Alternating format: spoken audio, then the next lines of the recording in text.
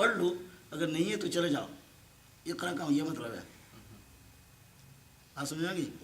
یعنی میں امی ہوں، میرا استاد صرف اللہ ہے، میں اسی کا پڑھتا ہوں، اسی سے پڑھتا ہوں. یا تو مجھے پوری بات سکھاؤ کہ اقرا باسم ربک کا، تو میں پڑھنا شروع کروں. اگر اقرا کرتے رہوں گی تو میں نہیں پڑھوں گا. تو جبرائیل صاحب سمجھ گئے. پھر اس نے جب دوسری دفعہ بھی کہا کہ میں امی ہوں، تو یہ اقرا باسم ربک کا، پھر حضور صلی اللہ علیہ وسلم نے کہ ابھی آپ کو کہنے کی ضرورت نہیں، میں خود پڑھتا جاؤں گا. تو پورا قرآن جو ہے نا اس طرح پڑھ کے. تو یہ تھا حضور صلی اللہ علیہ وسلم کی شان. ہاں، تو یہ یعنی وہاں پہ جیسا کہ اللہ تعالیٰ کا میں اس کو لے کے جا رہا ہوں، تو یہاں پہ یہ کہتا ہے میں اللہ تعالیٰ کی چٹھی کے بغیر کسی کا چٹھی نہیں پڑھوں گا. اللہ تعالیٰ کے خط کے علاوہ میں اور میرے پاس اتنا فالتو ٹائم نہیں کہ کوئی مجھے پرچیاں لا کے دے میں اس کو پڑھوں.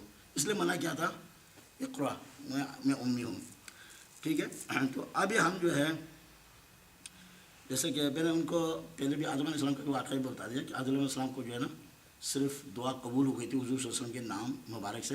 لیکن ان کو جیسے کہ موسیٰ علیہ السلام کو اس میں جو ہے نا شب معراج پہ 12 دفعہ حضور صلی اللہ علیہ وسلم کی چہرہ مبارک اس نے دیکھا، 12 دفعہ اس نے سوال کی تھی. اور یہاں پہ اس کو بھی حضرت ابو بکر صدیق رضی اللہ عنہ اس نے بھی چہرہ دیکھا، جبرائیل امین نے بھی دیکھا، صرف آدم علیہ السلام نے نہیں دیکھا. تو اس کا وہاں کوشچن ڈیفرنٹ تھا، کیونکہ وہ شیطان کی وہ مقصد شیطان نے یہ جال پھیلایا تھا. اس نے ڈائریکٹ اپنی اس سے جا کے ڈائریکٹ نہیں کہا تھا کہ میں جا کے درخت کا وہ پھل کھاؤں، لیکن شیطان نے اس کو تاکہ اس کا جو ہے وہ لیول تھا، تو وہاں بھی اس کا کام وہ توبہ کے ذریعے جو نا وہ توبہ قبول ہو گیا ان کا. اچھا، دوسرا بھی یہ ہے کہ آگے جو ہم تصوف کا یا حضور صلی اللہ علیہ وسلم کی اس کو دیکھیں.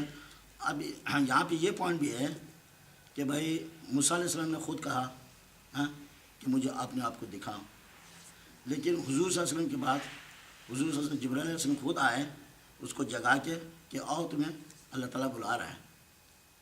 تو سوال یہ پیدا ہوتا ہے کہ موسیٰ علیہ السلام کے دل میں اللہ تعالیٰ کی دیدار کا تڑپ اٹھی، اللہ تعالیٰ کو دیکھنے کی شوق پیدا ہوا. کیا حضور صلی اللہ علیہ وسلم کے دل میں یہ شوق نہیں تھا؟ کیا حضور صلی اللہ علیہ وسلم کہیں زیادہ عاشق تھے موسیٰ علیہ السلام سے زیادہ اللہ کے اوپر؟ کیا وہ یہ نہیں کہہ سکتے لن ترانی؟ سمجھ میں آ رہی بات؟ حضور صلی اللہ علیہ وسلم نے پورے لائف میں کہا کہ لن ترانی انظر علیک، وہ نہیں کہہ سکتے انظر علیک اے اللہ مجھے اپنے آپ کو دکھاؤ. ہاں، تو حضور صلی اللہ علیہ وسلم خاموش بیٹھے ہوئے تھے، سو رہے تھے، سوتے ہوئے جگا کے اس کو لے کے گئے. اور جاگو وہ لوگ جاگتے ہوئے تھے، ان لوگوں کو کہا کہ نہیں دیکھ سکتے ہو. تو اس میں حکمت اس میں بات یہ ہے کہ یہاں پہ موسیٰ علیہ السلام نے کہا تھا یا اللہ آپ اپنے آپ کو مجھے اپنے آپ کو دکھاؤ، میں آپ کو دیکھنا چاہتا ہوں. تو کیا ہوا؟ یہاں پہ میں آ گیا. میں کیا آ گیا؟ یہاں پہ کیا آ گیا؟ میں. یا اللہ میں آپ کو دیکھنا چاہتا ہوں. اللہ تعالیٰ نے کہا جب تو نے میں بیچ میں ڈالا ہے تو مجھے نہیں دیکھ سکتا ہوں. سمجھا نا بات؟ یہ اللہ تعالیٰ کی رضا میں مداخلت ہے کہ اپنی مرضی میرا خواہش ہے میں آپ کو دیکھوں. اللہ تعالیٰ کی جب تک تمہارا خواہش ختم ہی نہیں ہوتی، اب اپنے خواہش کو اپنی اس میں فنا نہیں کرتے ہو میری رضا میں، تب تک تو جو ہے نا کامل، تب تک تو نہیں دیکھ سکتا مجھے. تو حضور صلی اللہ علیہ وسلم نے میں کا لفظ یوز نہیں کیا. سمجھا رہے؟ خاموش بیٹھے رہے، اللہ تعالیٰ کو رضا کو دیکھتے ہیں کہ مولا جو کچھ کرتا ہے میں اس پہ راضی ہوں، راضی برضا اس کو بولتے ہیں. تو میں کبھی نہیں کہا، بہت دل کر رہا تھا، بہت دل کیا، لیکن کامل تھے. یہ نہیں کہا کہ مجھے آپ نے، بس خاموش چپ، دل ہی دل میں. جیسا کہ یعنی دل میں جو خواہش رکھتے تھے زبان پہ وہ میں کا لفظ نہیں لایا. تو آخر میں اللہ تعالیٰ نے خود ہی کہا کہ اے محبوب آ جاؤ، ابھی مزید مجھ سے صبر نہیں ہوتا ہے. میں انتظار کر رہا تھا کہ تو بھی موسیٰ کی طرح میں کہو کہ مجھے اپنے آپ کو دکھاؤ، لیکن ابھی تک تو نے کیا نہیں. تو اب میں آپ سے کہتا ہوں کہ آپ آ جاؤ. سبحان الذی اسریٰ بعبدہ من المسجد الحرام الی المسجد الاقصیٰ.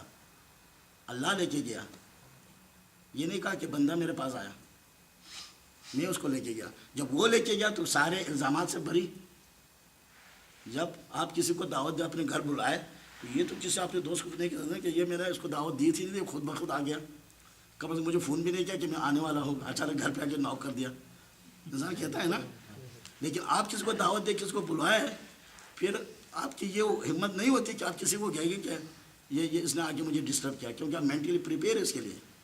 तो यहाँ पे जब अल्लाह ताला ने खुद बुलवाया, दावत दे के बुलवाया, फिर तो नाराज़गी क्या और कोई टुकड़े टुकड़े होने क्या और जन्नत से निकालने क्या और किसी की कोई जवाज़ ही नहीं होता। तो ये पॉइंट मैंने समझाने की बहुत ज़रूरी थी। तो जब दूसरी वाक़या, तो ये वाक़या हो गया हुज़ूर सल्लल्लाहु अलैहि वसल्लम ने मैंने अपनी ख्वाहिश को ज़ाहिर नहीं किया, अल्लाह की रज़ा के ऊपर गए, ठीक है। दूसरी जगह हुज़ूर सल्लल्लाहु अलैहि वसल्लम का दिल बहुत करता था कि हम मस्जिद अक़सा को यानी क़िबला मानते हैं, इसकी वजह से क्या होता है कि हम खाना काबा को हमारा क़िबला बन जाता। ये ख्वाहिश हुज़ूर सल्लल्लाहु अलैहि वसल्लम के दिल में थी, लेकिन ज़ाहिर नहीं किया कभी, मुँह से डायरेक्ट दुआ नहीं मांगी या अल्लाह यानी ये क़िबला बदल दे, ख्वाहिश होती रही, करता रहे।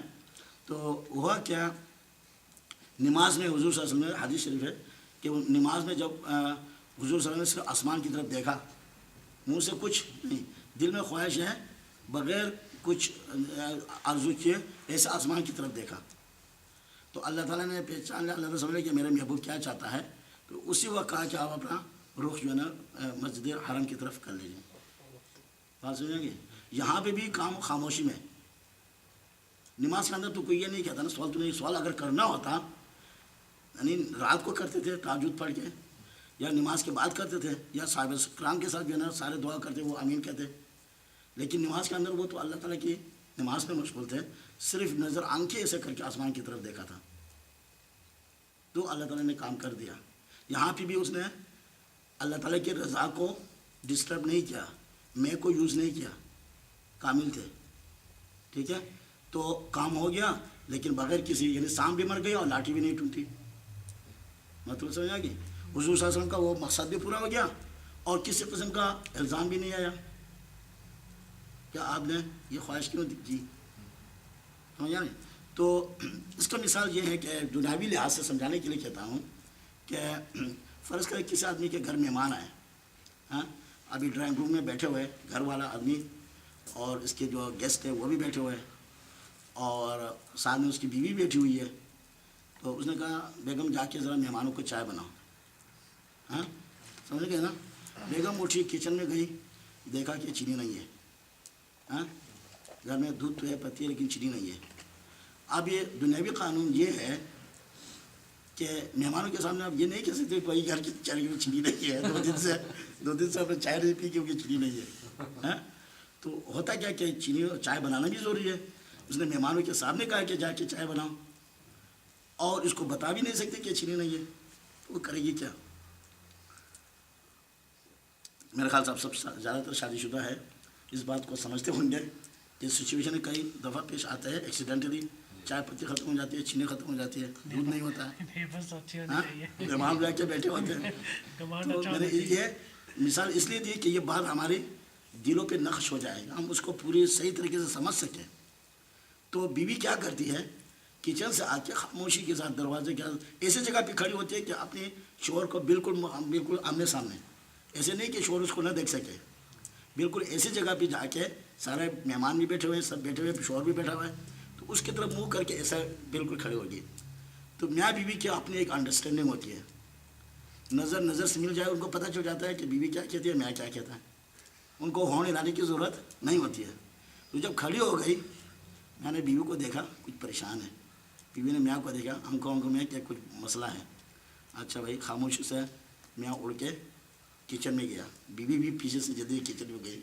अब ये बताओ क्या, यार मेहमानों को कुछ पता नहीं यहाँ पे क्या हो रहा है, क्या नहीं हो रहा है, ये सिर्फ आंखों से बातें हो रही, हाँ।